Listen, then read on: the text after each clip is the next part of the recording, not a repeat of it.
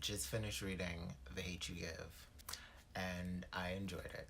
It was so beautiful and inspiring, and it is inspired some of what I want to write and the ideas that I've had, and it's kind of it gave me that inspiration at the end. It just made me think like there's so much hope for the future. So I just love that.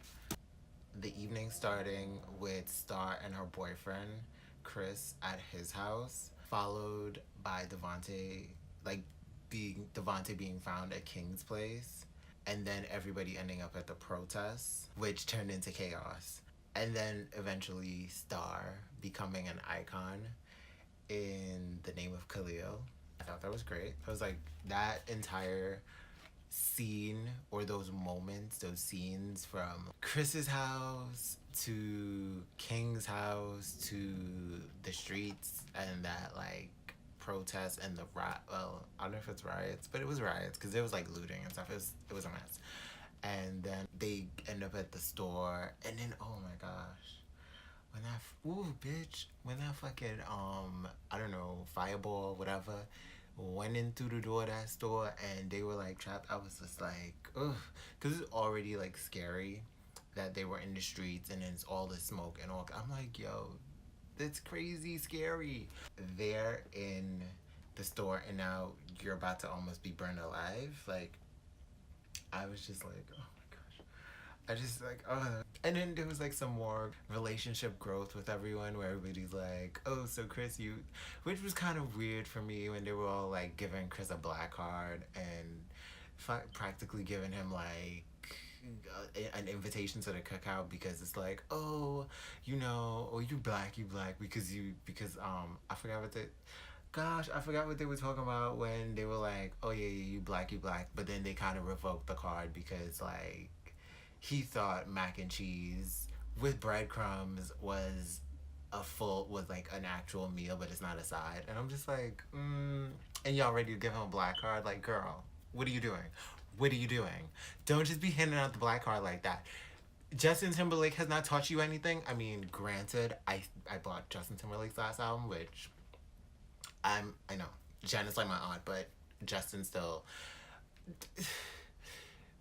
I'm still kind of riding off with 2020 experience, so Man of the Woods, I was still willing to give it a chance. I didn't hate Filthy. I did not like hate Supply.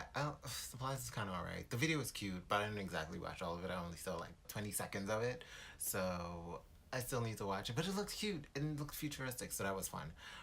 Hasn't Justin taught us anything that you can't just like let any and everybody into the culture and just be like, oh, we just gonna hand out black cards? Like, it's not like that, sis. You don't just hand out black cards. Like, people can get an understanding of the culture, but they're not like you just walking all up in and through the business and acting like and you think you black and you know what's up. Like, girl, no, that's not a thing. That's not real. Okay, bye. But those moments of them just kind of like bonding with Chris and him kind of getting that experience of being like seeing where Star grew up is something that he's never seen before and it's his first time, and it's crazy that his first time is like such a tumultuous moment. Like, I also love how Angie wraps up the different story threads.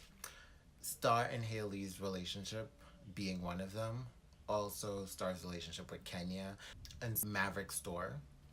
I believe in the world of this story, with the store being rebuilt and expanded, there's gonna be so much hope for the future of Garden Heights community. You know, I feel like although it's just like, oh, it's like a supermarket and a store. The fact that Mr. Lewis and so many other people were like saying, you know, if Maverick doesn't like rebuild the store and he doesn't continue with the store, that so many people would leave Garden Heights and that will bring gentrification, but that's another story, another situation over there. What I felt like Mr. Lewis was saying is that with Maverick caring so much about the community and then having this store within the community, he's gonna give so many people so much more opportunities to grow within the community. With the growth and expansion of a supermarket, there might be even fresher produce and food, better options for people, like healthier options for people.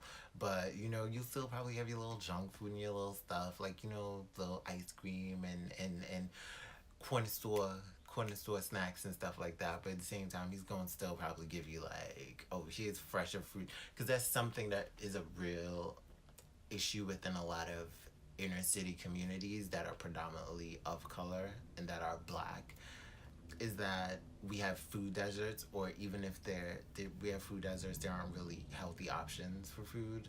There's just a lot of junky food, terrible food, or even if there is vegetables and fruits and stuff like that, it's not the best quality. So people aren't being nourished as much as they should be. They aren't getting the right amount of nutrients to be as healthy and as thriving as possible. I feel like within the world of this story, Maverick's supermarket is like a hope for a brighter future for Garden Heights, for their community, for people just reading this book. Because for me, it inspired me in the story that I'm writing. It was a real inspiration, made me happy. Especially knowing that so many people have read this book, I feel like it would influence the world for better and inspire others to make positive change in this world. The Hate You Give is another book added to, I don't know, the canon, I suppose, of books that that can impact this world and help, create a better world going forward. I'm so happy I read it. And I'm looking forward to seeing the movie. I cannot wait to see the movie. I can't wait to see the changes that they made. I heard the movie's like 2 hours, so like after reading this book, I was like, there are moments that's like, you can't cut some of these moments, and I feel like they might cut some of them, but now that I heard it's like 2 hours, I'm like, oh no, they're gonna keep some of the good moments. They're gonna keep some of the good moments that lead into other more cinematic moments. I'm looking forward to seeing the movie. I feel like I should have already seen it, but knowing me, I'll probably see it like 2 months from now. I won't wait that long. But usually that's me. I'm usually the bitch that's like seeing the movie like that's what happened when I went to see Catching Fire. Yeah, it was Catching Fire. Like I went to see Catching Fire like 2-3 months after it was done, and I went to see it at a matinee. I'm just like, I'll be seeing these movies so late. And I think I saw when I went to see Ready Player One, it was like 2 months later. It was just like, I'm gonna go see this soon though, probably like at the end of this week. And the ending of this, yeah, because the movie just nationwide released. It just nationwide released on Friday, and it's Sunday right now, so I might be wrong about that. It might not have nationwide released on. It might have nationwide released the Friday before this Friday, because it is now the 28th, and it was nationwide released on the 19th. Yes, I'm gonna have to try and see it at the ending of this week. We will see. I gotta go see it. I still haven't watched The Book Thief as a movie yet. I'm gonna have to watch that too. My next book is Cinder. I already read the first chapter of this and I was pretty into it. It didn't grip me quite as much as the first chapter of The Ember in the Ashes has.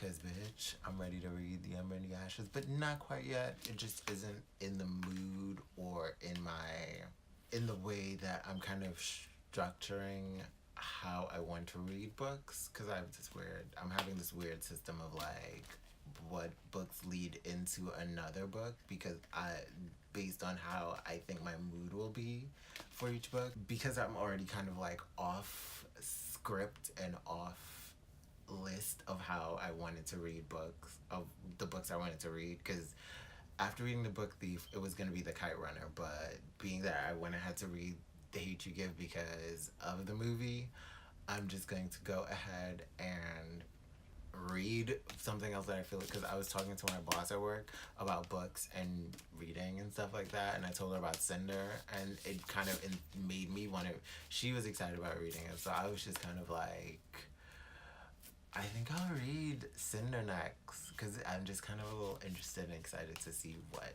is happening here. I kind of want to get into the Lunar Chronicles world and get into the stories, because I just find it interesting, the idea of just kind of all these stories connecting to each other, and Cinder picking up in other books, although these other stories aren't about her, it'll also be connected to her. I'm just like, I'm excited to hear, to just basically read all that stuff. So I'm looking forward to reading this. It's gonna be next.